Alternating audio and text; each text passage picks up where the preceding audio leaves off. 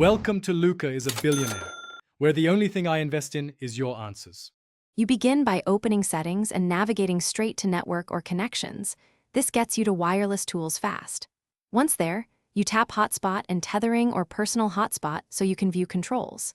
Make sure mobile data is active because the hotspot requires a carrier connection. You're doing this now to avoid detours.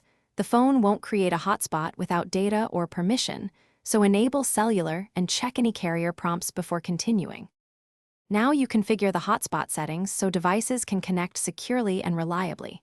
Turn on the mobile hotspot toggle, then assign an SSID name that you can recognize. Choose WPA2 or WPA3 for security and type a strong password. Once done, pick the frequency band 2, 4 GHz for range, 5 GHz for speed, so your devices perform best. Also, set a device limit to avoid unexpected usage. These steps control. Finally, activate the hotspot and connect a client to verify everything works. You should see the SSID on the other device and enter the password you created.